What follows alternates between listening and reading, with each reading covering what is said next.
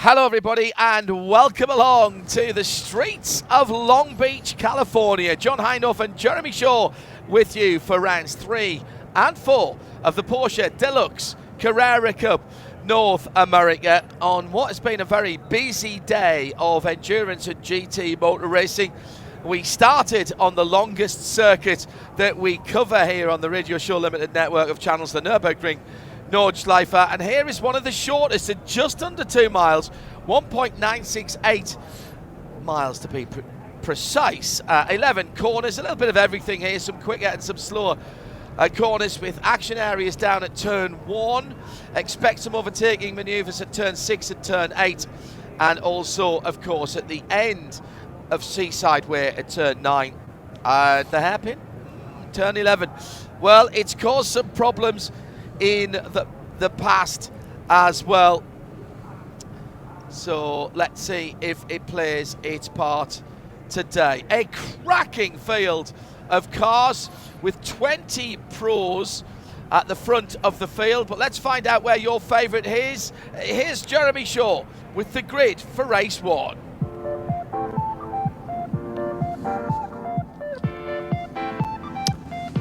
That's right, John. We should have had 35 cars, but PJ Hyde has withdrawn from the race. So on the 17th row, we're going to be Chris Belomo in car number 68 and James McCann in car number 83. Todd Parriott in car number 89 and Michael Merritt in car number 63 will share row 16. The top 30 rounded out by Christian Cole in car number 27 alongside Scott Noble in car number 10. He had a big crash on yesterday morning in the first session. They had to bring out a backup car for Scott. He missed the second qualifying session, so he's behind the 8 ball there, still learning the track effectively. Row 14, that's John Getz in car number 57 and Jeff Mosing in car number 56. Mark Kawami, fastest of the 5 AM contenders in car number 43 for MDK Motorsports, will start 26th, alongside Moise Uretsky, joint championship leader in Pro Am in car number 44. Row 12, Carl Washington making his seasonal debut in car number 32 for the local team, GMG Racing, alongside Efren Castro in car number 65. Row 11 is a front row in Pro Am. Marco Cerrone from Canada for ACI Motorsports in car number 82. The pole sitter for the 18th time in Pro Am is car number 99 for Kellymoss. That's Alan Metney. Now moving on to the pro field. 2 cars that were put to the back after technical infractions following qualifying. Jason Hart, who had a brilliant run at Sebring to finish on the podium in round 2 of the championship in car number 20, will start 20th, alongside Varun Choksi for Wright Motorsports in car number 13. Jake Peterson in car number 85 and Stefan Radzinski in car number 93 will share row 9. Ahead of them on the grid, Sabra Cook in car number 37 and car number 4, Elias De La Torre. Row 7, Dan Clark in car number 64 and Thomas Neveu from Canada in car number 24. Row 6, John Varweg in car number 2 and Grant Torquay in car number 81. Travis Wiley, the youngest driver in the field, will start in the 10th position in car number 77 alongside Thomas Merrill in car number 47.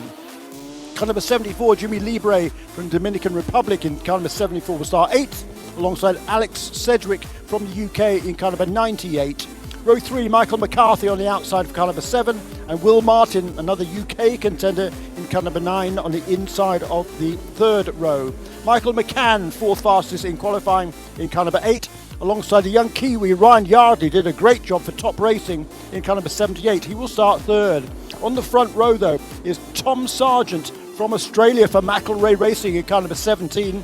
And on the pole position, the championship leader, unbeaten in the first 2 races. This is his 4th pole position in the Porsche Deluxe Carrera Cup North America over the last 2 or 3 years. For Kellymoss in car number 53 from Texas, the pole sitter is Riley Dickinson. Jeremy Shaw with the grid there, and gotta say, Riley Dickinson has started this championship the way he means to go on. 2 40-minute races on the streets of Long Beach, just under 2 miles around.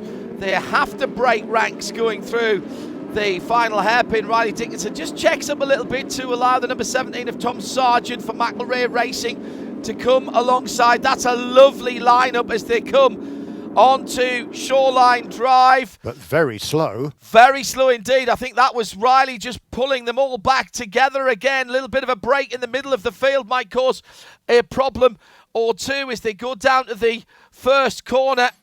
And a great start by the pole sitter, Riley Dickinson. Has got through into the lead. Has he converted that into a first position? One or two drivers going particularly wide there. And now through the fountain section. Oh my goodness, did we have 3 Porsches wide there for a moment? Yes, we did. Going through the bright yellow number 24, Thomas Nevert for McElrea Racing. Trying to make up a position, that bright yellow machine, and he has squeezed a couple of people at the front of the field. Also going nicely for Kellymoss is Michael McCarthy, but not having the best start. Oh, no. The number 57, John Getz for Wright Motorsports. He's in the foliage at the fountain, Jeremy. Yeah, and it looks like that car was high-sided. As we see battles for position there for 5th position, 5th and 6th. But a mistake there from Tom Sargent. He's going to slide wide. That's going to give the opportunity for for a change of position there. So through into 2nd place as a full course caution comes out. I think it was Michael McCann actually who was up into 2nd position. But poor John Getz, one of the AM contenders, got clearly caught out at the fountain there, and that car is indeed high-sided. So it's going to bring. He's going to need a tow car to come out and pull that car out. He's going to lose a lap. That's really disappointing for John. Mm-hmm. Lovely character, really good guy, and he'll be so disappointed to have that problem very, very early in this race. That's a very expensive grass cutter that's just gone in there, and he's ruined me Delia's. I'm not sure what to say about that. It's not the first time we've had a Porsche in there. It was the Nola Sport car, I think, if I remember rightly, last year that was facing backwards a little bit further round in the fountain area. But John, one of the leading lights in his particular category. Do you know what? I really love our timing and scoring from Al Kamel.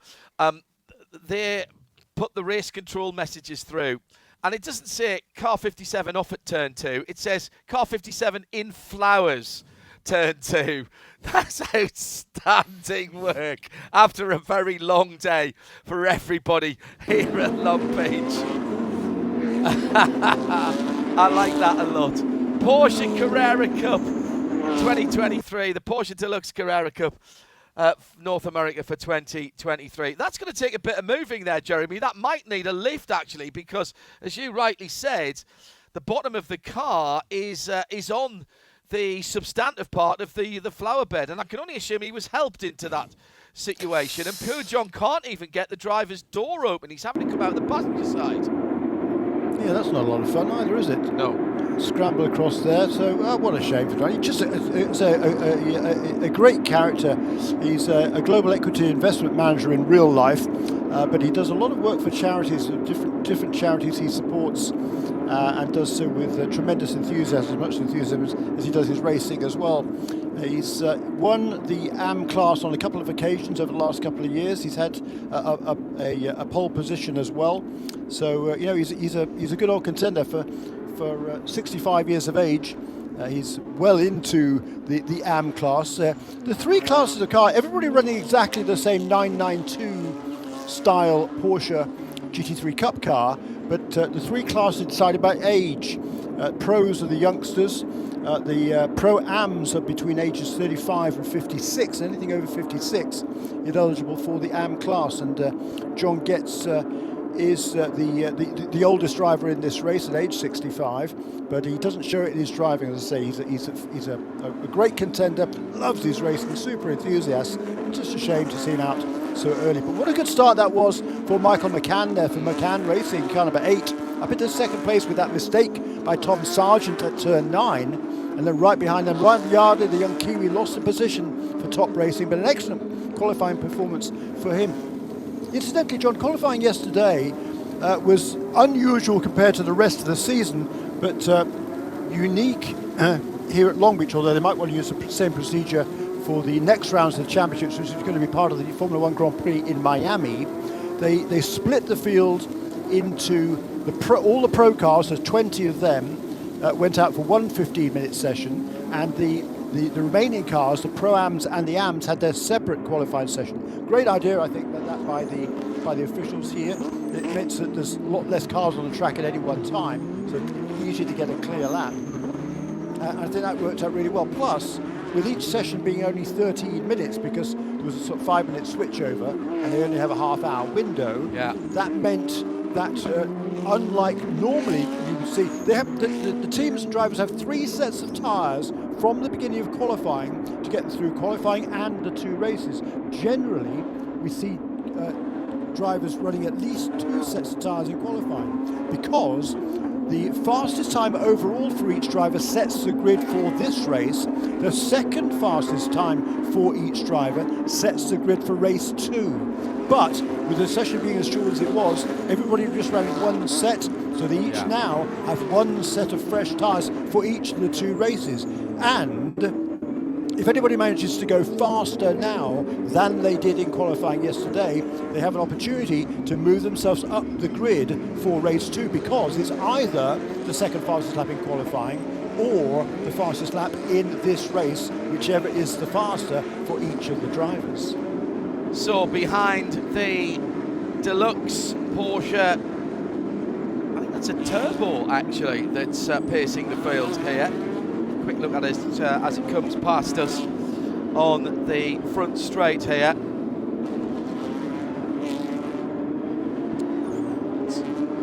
They are still trying to warm up their tyres. Movers and shakers in the different classes on that first lap of racing. Marco Sciaroni went from second on the grid in Pro-Am to the lead, running in the 19th position overall, so he's got ahead of Alan Metney, who was the pole sitter. Mark Kawami is right behind Alan Metney, so he made up several positions at the start, went from 26th on the grid to now running in the 22nd position, so a really good start for Mark. He was already a couple of positions ahead of John Getz, so I don't think that was a problem for John. But a really good start then particularly for Mark Kawami. He's ahead of Efren Castro, who is perennially one of the fastest contenders in Pro-Am. So Jeremy Shaw and John Hindhaugh in the Global Broadcast Centre. John Getz's car being dragged carefully backwards. And thank you to our AMR safety crew. They're trying not to do any more damage to that car. Oh, and we've got another car in strife. It is the number 32 Kyle Washington GMG racing car that's gone straight on and behind the wall at turn 1. Now, you can get back to the paddock that way. That's one of the Pro-Am runners. Now, has he just driven that car off because he's had a problem, or did he go straight on at the start? And I actually don't know. No, I tell you what, John, it wasn't at the start, because he was running in the 3rd position, I think, in Pro-Am at the end of the first lap. Now, there is an incident being looked at between John Getz and an unknown car at the moment that's under review at race control. They'll tell us the other car as soon as they identify it. And well, the cars that started either side of John Getz on the grid still running were car number 56, which is Jeff Mosing, and the car that was right behind John on the grid was car number 10, which is Scott Noble, who is the guy who won. He won the opening round of the season in the AM class at Sebring, and had that crash yesterday morning in the first practice session. So was probably trying to make up some ground. That's a bit of a funny one. The colour coordination between the livery and the flowers of John Getz's car is getting quite a bit of consideration from our viewers around the world. Not planned, I'm sure, and whilst it looks fine on the TV, I'm sure John would rather that he was still circulating. And that's going to put a bit of a dent in his championship hopes as well. Now, the number 43's got some damage to the right rear. That's Mark Kwame for MDK Motorsports. He's the leader in the AM class, and the right rear of his car is showing some signs of an impact, to the point where part of the bumper, or at least the part of the bodywork behind the tree, I realise it's not like good old-fashioned chrome bumpers as they used to be, but you know what I mean when I say that. Part of that rear valance behind the right rear wheel is hanging off and flapping even at safety car speeds. And by the way, I was right. It is a turbo that is pacing the field at the moment. Tell that by the air intakes ahead of the rear wheels. The 992 Cup car, relatively new. Carrera Cup North America, one of 5 championships who got it in its first year of competition. So the teams have worked with it for a couple of seasons now. And they share that same bodywork style as the safety car, with those air intakes ahead of the rear wheels. And yeah, John, because of the time they have with these cars, they're getting faster and faster. That pole time by Riley Dickinson, 1 minute 19.246. That's an average speed around here. Average speed of 89.4 miles an hour. And that was a full 3/4 of a second faster than Kai van Berle's pole position last year. So really good improvements there. Same team, Kellymoss, that prepared the car last year of Kai van Berle, this year for Riley Dickinson, who qualified, well, 3rd and 2nd for the 2 races last season, but significantly quicker. We saw the same at Sebring for the opening 2 rounds of the championship as well. The other 2 classes are also lap records. It was Justin Oakes that held the record in Pro-Am, the 21.6 last year. The pole time this year for Alan Metney was a 21.2. And for Am, Mark Kwame has beaten his own record. It was 1 minute 23.2, and he's found a goodly chunk of time, 1:21.8 for Mark Kwame in qualifying yesterday. Yeah, that's pretty impressive, isn't it? Yeah. What did you say? 89 miles an hour average around it. Yeah, that includes a first gear hairpin at turn 11. And the fountain section, which is pretty slow as well. Yeah, it's pretty nudgy, isn't it, for these cars? Don't have a huge amount of downforce, although the big rear wing certainly helps. There's a diffuser under the back of the car, although being rear engines, it can't have the honking big diffusers that some other GT cars have. This 992 body shape, relatively new body shape, and remember the GT3 version of this car has only just come out this year. This 992 body shape, if you're looking at the straight cars, they are all the wide body cars. There's no narrow body cars anymore. On the street cars, 20 and 21 inch wheels for the first time. Split wheel diameter on the cars. Although the race cars only run an 18 inch rim, interestingly enough, with the Michelin Racing tyres. Other major changes on the race cars to the road cars. Well, twin wishbone front suspension on the race car and on the road car. The gearbox is a racing PDK gearbox rather than a more road orientated one. You can get a 7-speed manual as well in the road cars as well, which is rather lovely. I can say that from experience, 7 and 6 speed actually. Now, what about the engine? Well, the engine is a 4-litre flat 6 Porsche, of course, with just over 500 horsepower, 507 horsepower, and that is identical to the GT3 and the GT3 Touring road cars. It's exactly the same engine with exactly the same output. So if you are fortunate enough to be able to get on the list for a GT3 or a GT3 Touring, then you can honestly say you are driving something akin to a Carrera Cup racing car on the road. Probably a little bit more comfortable inside, and they don't have the radios in these cars. Well, not that you can tune into XM Sirius with, at least. Right, let's try and work out what happened to John Getz then. Did he get a little tap from behind as they went through the fountain the first time? Our replay crew, who have been absolutely outstanding at Long Beach today. He's trying to go up the inside, I think, but I do think he probably got a little bit of a nudge there. That is the Jeff Morsing car, the top racing car that was closest, but impossible to say if he was involved. It just looked like John was on the wrong line. Big shout out to our replay crew today, by the way. If you've been watching the IndyCar in particular, they have been absolutely outstanding. The IMS crew, trackside, and hello also to Keith Alessandro and Roger Barsili, who have been cutting the pictures for us for IMSA and for the IMSA Porsche Carrera Cup, the Porsche Deluxe Carrera Cup North America. Hard workers, those on replay, both back at Charlotte and here trackside.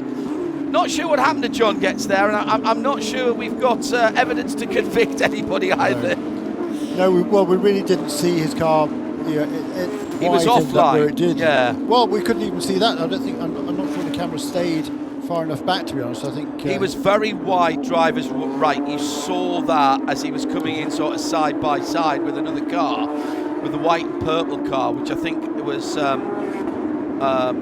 That'd be Mark Kwame, wouldn't it? Well, yes, who was several positions ahead of him on the grid. That's why I don't think he was quite so far enough back to see John's car. He's only a couple of places ahead. So the safety car lights are out, and Riley Dickinson and Kellymoss Racing is ready to go. We have burned up about 16 minutes, which means we have 23 minutes still to go. Let's go racing. The green flag is in the air with 23 minutes on the nosy to go, and Riley Dickinson has to do it again from the restart, but this time everyone is behind him. Michael McCann it was that came up into second, as Jeremy correctly spotted. Then Tom Sargent, Ryan Yardley, Will Martin, Michael McCarthy in the car in similar colours to the leader down towards turn one, and quite a big gap further back behind Tom Merrill. Sean Varwig was caught rather napping there on the restart in the number 2 Kellymoss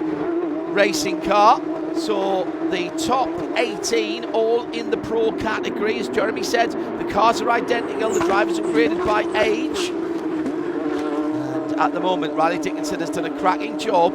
Hasn't pulled away, but he has at least managed to hold on to his lead. He's pulled out maybe 2 cars lengths on Michael McCann in the red and white car in second place. On to Seaside, and we're up to speed, Jeremy, with 22 minutes to go.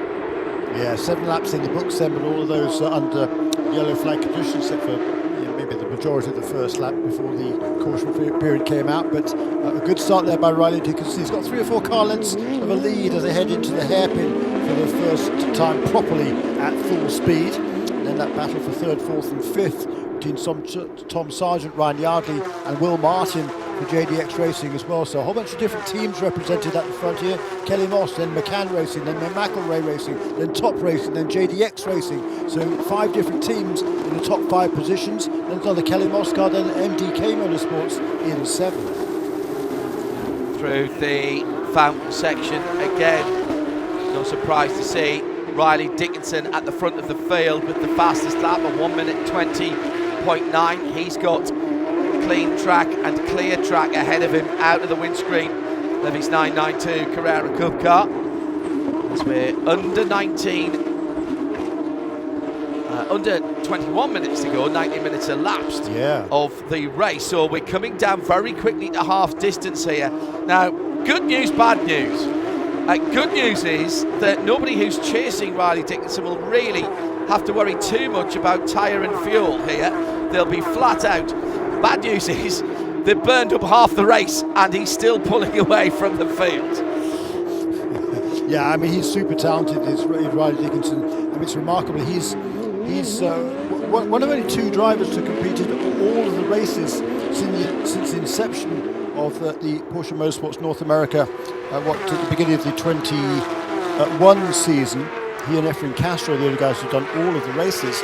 But yeah, he was a youngster when he started driving these cars. He started in the GT3 Cup Series before the 992s came on stream, and he's just, as he gains in experience, because he was very inexperienced when he started, he's just getting better and better and better. Takes it really seriously. Good student of the sport. Oh, he is. Great young driver. And of course, he's one of the guys very much that is part of this Porsche Junior category that is also part of this series. Yeah, all of the drivers under 24, isn't it? It automatically entered into the Porsche North America Junior program, and at the end of the season, one lucky driver will be heading off to Europe to compete in the shootout to become a Porsche supported factory driver. This is a global category, let's not forget, as the 13 running slowly there is Varenchowski, who was in the midfield in 17th position last he went across the line. So a couple of incidents at turn 11 at the hairpin on the restart are under review. We said that would be an action area, but Varun has now lost the lead lap and dropped way back down the field, and that 13 car was pulled out of the way there. Just to finish my thought, this is a global category, so everywhere in the world now on Carrera Cup and Super Cup running Michelin tyres, and that means we can directly compare people across the different series. So let's work out what was going on at the hairpin last time around. Travis Wiley in the Apex multicoloured car got a little tap from the 74 of Jimmy Libre, who was also being pushed by the Nola Sport car of Tom Merrill. Not sure how we work out who was at fault there, if anybody was. I just think that was the concertina effect down at turn 11 under heavy braking for that first gear hairpin, Jeremy. Yeah, I think I'll go along with that one as well. It was good tight racing. It's always going to be a little bit of a concertina down there at the hairpin. I don't think there was anything too malicious, certainly nothing malicious there. It wasn't as if he just booted him out of the way and pushed him sideways. They both continued, neither of them changed positions. No harm, no foul, I'd say. But this battle for second place really is heating up now. Tom Sargent, who incidentally set the second fastest of the second fastest laps yesterday qualifying, his was the best. So provisionally, he will start on the pole position tomorrow. That's car number 17, currently running in third place. He wants to get past Michael McCann as soon as he can and try to catch Riley Dickinson. Michael McCann in the red and white car heading down towards turn number 1 at the moment, and it's the blue and green and white car sitting in third position. Riley Dickinson just edging away gently. 120.344, the best lap of the race, and last time around 120.376. And still that damage on the 43 of Mark Varmy's car, the MDK Motorsports machine. The right rear, not as the car came out of Weissach, Porsche Motorsports division out in Germany, right next to Stuttgart, where these cars are assembled. It's been a busy few months for the ladies and gentlemen there, shelling out these new cars for Carrera Cup, as well as the new GT3 car, and of course being involved in the build of the 963 that we saw racing on the streets of Long Beach earlier on. Round the outside for the number 17, Tom Sargent, through turn 9 into turn 10. You seldom see that done, and certainly don't see it done so cleanly and decisively as that move to second place, Jeremy Shaw. Very impressive there by the young Australian Tom Sargent there in car number 17 for McElroy Racing, just 21 years of age, from New South Wales in Australia. He's got plenty of experience in this sort of cars. He's raced in Australia very successfully, as has the team, of course. But that was a great move, but it's also enabled Riley Dickinson to extend his lead faster again last time around for Riley. 1 minute 20.19, the best lap of the race. All of a sudden his lead went from less than 2 seconds to more than 3. That's what happens when there's a battle going on. McElroy Racing, new to American racing here in the USA. They've made themselves a home up in Mooresville, isn't it? Yeah. That they have based their race shop for this endeavour, and second place for them at the moment, as well as Thomas de Ver down in 13th at the moment. Just mention the classes: Mark Maccheroni is heading Pro-Am for ACI Motorsports by about a second and a half from Alan Metney, another one of the Kellymoss Racing, that's 82 from 99.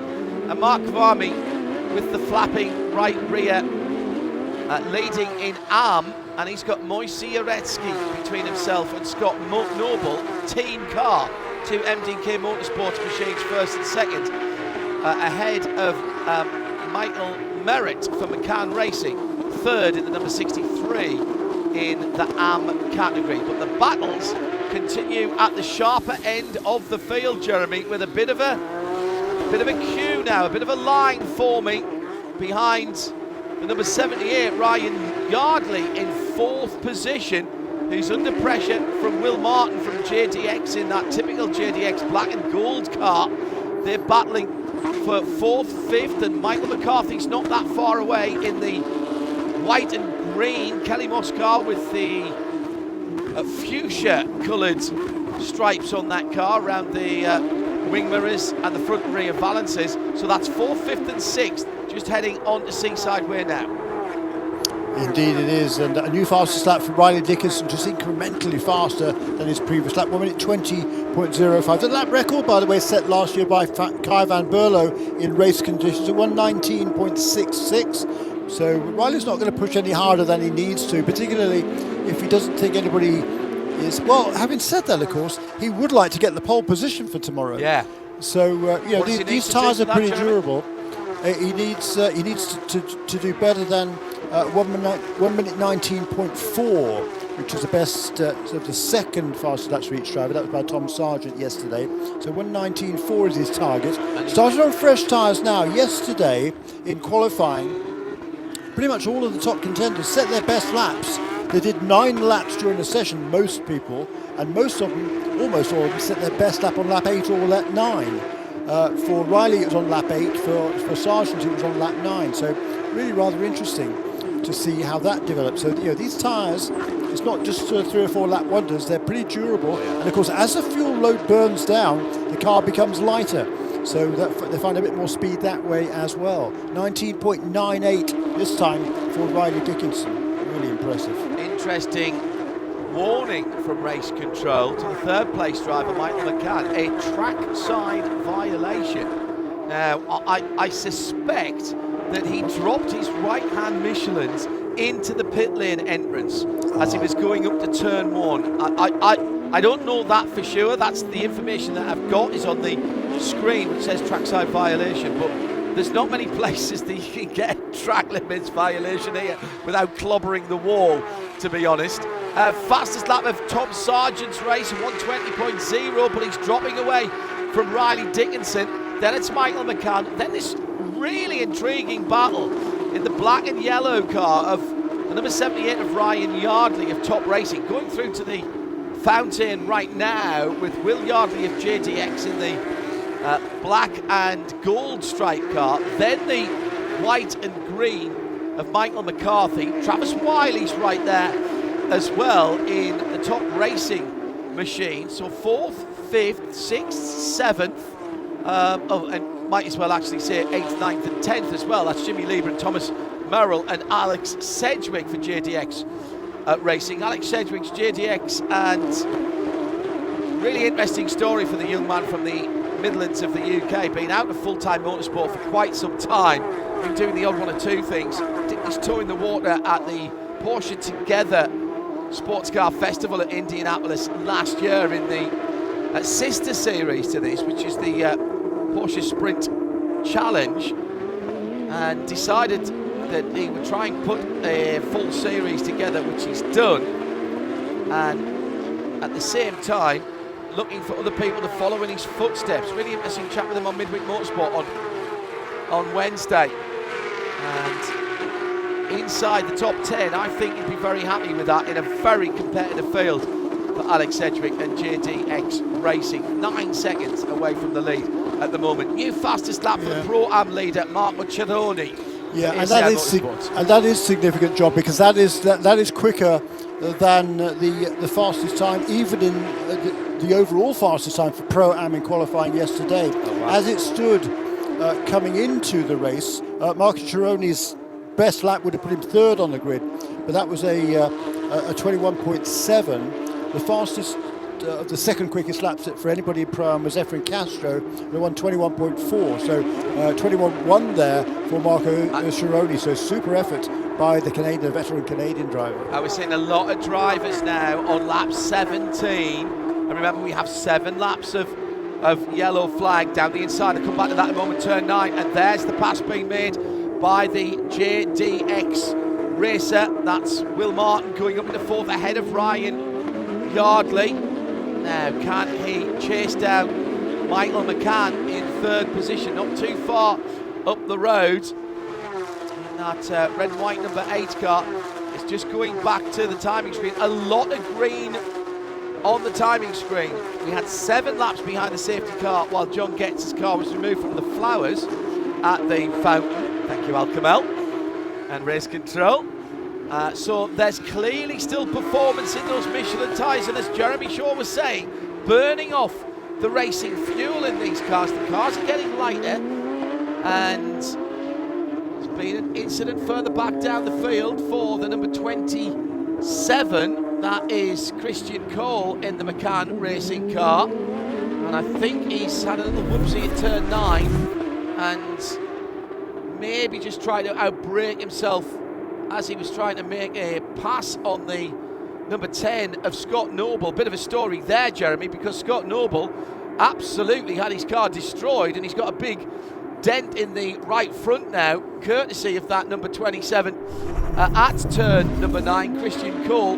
Oh, and a huge incident at turn 8. The exit of turn 8, it's one. Oh, that, I think that's Michael McCarthy involved there with the Kellymoss car, is it? Let's see for a moment. This is turn yellow. We'll see the 992 turbo back out on the circuit, but that's big.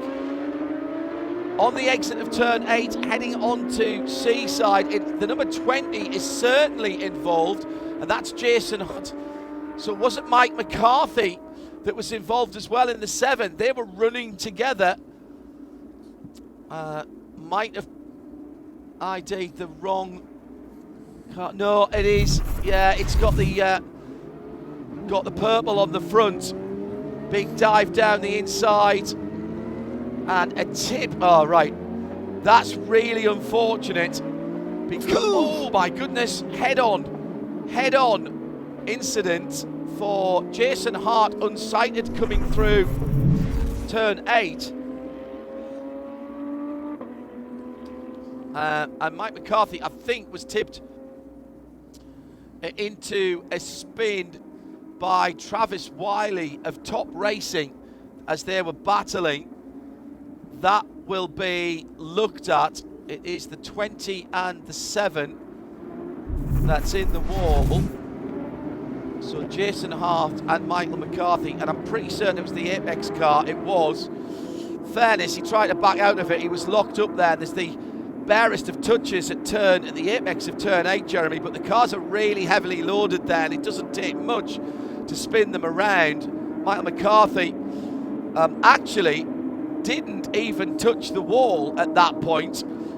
Through goes Thomas Murrell and Alex Sedgwick and Sean Varwig and Thomas Navarre, and then bang, big hit. That's bizarre. Jason Hart didn't see him. That was bizarre because, I mean, Jason was behind a whole bunch of cars. They must have all slowed up a little bit going into that corner, but he wasn't.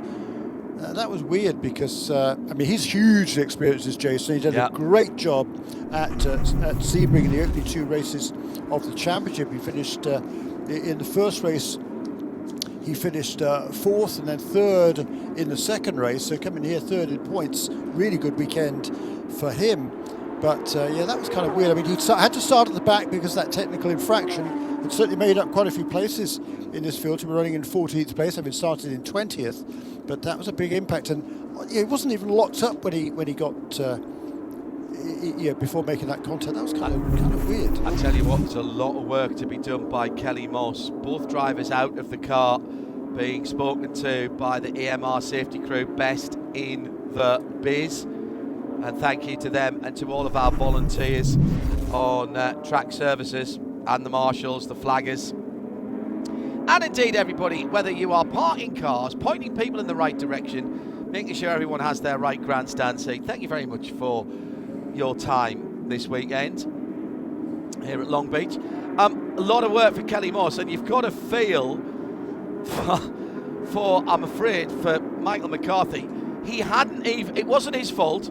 He stopped the car before it hit the wall, and then he got absolutely nailed by Jason Hart. The impact is so big that it flicks on the four-way flashes, which is a 992 trait. If it's had a problem, it stopped quickly or had a spin.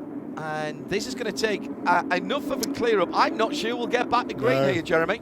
I think you're right. We've only got 4.5 minutes remaining in this race, and I think it's very unlikely that we'll be able to get those 2 cars out of it. If it was 1, maybe we'd have a chance of it, but 2 I think is really unlikely.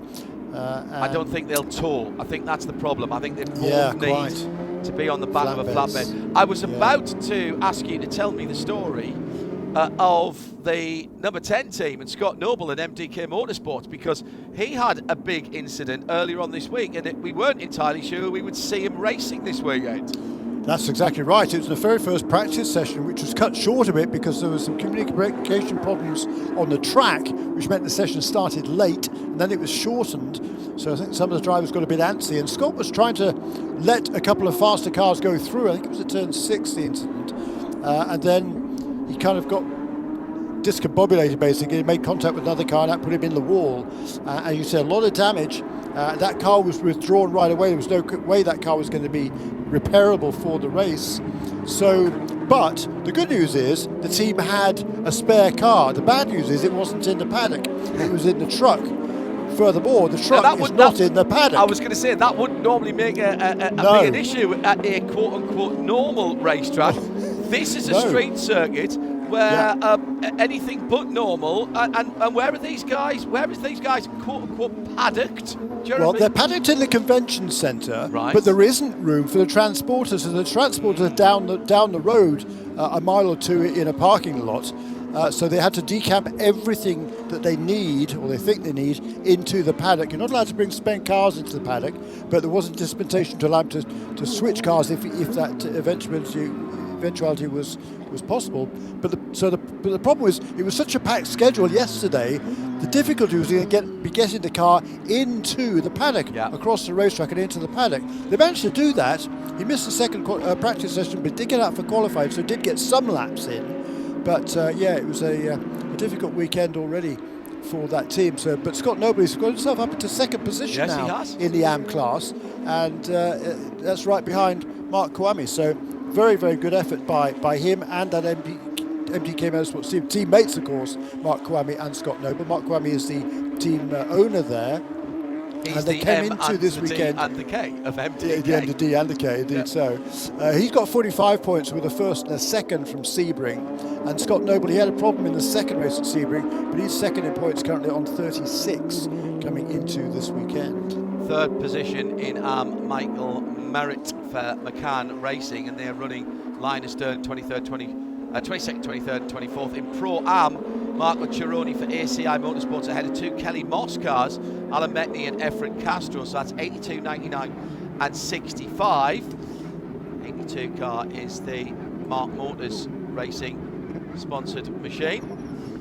And at the top of the shop, of course, it is Riley Dickinson for Kellymoss ahead of McElrea and McCann Racing, 53, 17 and 8. The incident at turn 8 is under review, and Mark Kvarme. I wonder if Mark Kvarme and John Ketz did get together. We'll find out, I'm sure, after the race. With 53 seconds to go, this race is going to end behind the very lovely Guards Red 992 Turbo. We will not get the opportunity to go back to green flag. For us, that's a bit disappointing. For Riley Dickinson, he doesn't care. He gets the same amount of points if he finishes under yellow as if he's driven away from the field. And in fairness, Jeremy, he has done the job again this weekend. Great qualifying. He will not, however, have the opportunity to better that 1:19.988. And in fact, it's Tom Sargent who's got the best time in the race of a 1:19.922. Now, are we just waiting for the checkered flag? Oh no, missed it by about 4 seconds there. What's the point in that? Might as well slow the checker. Can't see the point in running around. Safety car could have slowed down by 3 seconds, 4 seconds then. Well, just show the checkered flag. In any case, we're not going to get another racing lap in. So, but anyhow, gives us an opportunity to talk about talk a bit more about some of these guys. You're yes, right. Absolutely right. He's had a cracking couple of seasons, to be honest. And last year, he was right in the mix in a very, very impressive field with, among others, Kai van Berlo, who is a bit of a star, and Parker Thompson as well, challenging for the championship all the way to the end, those two. But Riley Dickinson, in any other year, might well have had a tilt at the championship himself, but he finished the championship very, very strongly. He started this year exactly where he left off last year, and this is going to be a three-for 3 races this season, 3 race wins for Riley Dickinson. What a way to kick off the 2023 Porsche Deluxe Carrera Cup North America season. Not too shabby, is it?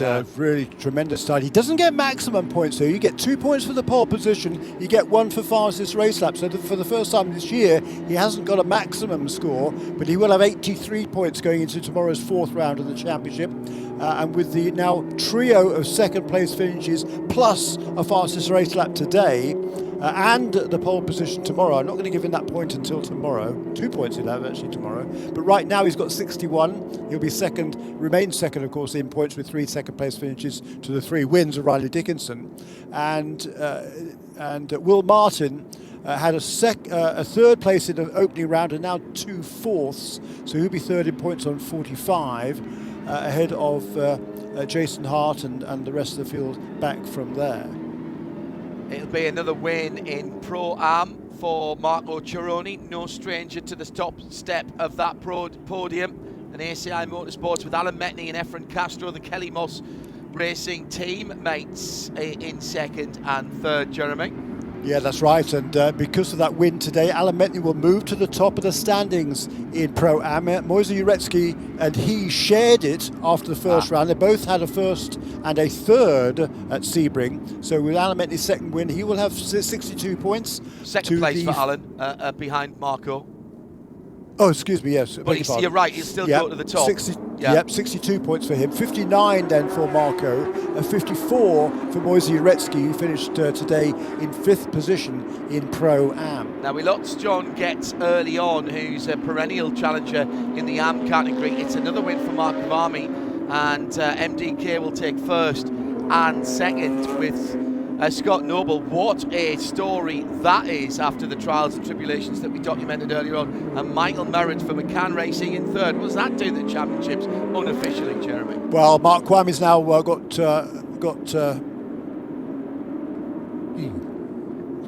2 wins and a second. So he will have 70 points to the 56 of Scott Noble, who has a win in the opening round, a fastest lap and an 8th place position in round 2 at Sebring, and then the 2nd position today as well in car number 10. So the checkered flag has been shown to Riley Dickinson, and the top 15 have seen it. They're all the pros. Here comes Marco Cironi in the Pro-Am winner with the bright lime green numbers on that car, and he takes it from Alan Metni. Efren Castro deciding that he wants a photograph on his own as he goes across the line. And then we're waiting for Mark Kavami in the white, bright highlighted yellow and purple machine as Tony waves the checkered flag. So our 3 winners have gone across the line. Some incident at turn 8 there, and that will be reviewed post-race. It's the 7 of Michael McCarthy, and race control identifying the other car involved there. I think it says the number 10 on there, which is a bit of a shocker because I don't think we've got a number 10 in the field. No, we have it, Scott Noble. Yeah. Okay, so it was Scott Noble. I have to say I thought it was another car, but that was in the heat of the moment. So we will see what happens there. That may throw a little bit of a change and a spanner in the works then for the AM category if that does put incident responsibility onto Scott Noble. So, well, what an incident-packed race. Started with John Getz in the flowers, and we lost Kyle Washington down at turn 1 in the GMG racing car. Jason Hart ran into the very unlucky Michael McCarthy in the number 7, who'd been turned around at turn number 8. But ultimately, wins in AM for Mark Kavami and Pro-Am for Marco Cironi for ACI Motorsports, and Kellymoss takes the top spot with the still, in terms of race finish, perfect 100% record. 3 wins this season for the 3 rounds of the Porsche Deluxe Carrera Cup North America. Can Riley Dickinson and Kellymoss do it again? We'll find out tomorrow. Race 2 with Jeremy Shaw and me, John Hindhaugh, and we'll have it live for you here on IMSA Radio and IMSA TV. Congratulations to all of our winners. Not a great day for the technicians who have got to repair some cars overnight tonight. Let's hope they're back to race again on the streets of Long Beach tomorrow. We'll see you then. Bye-bye.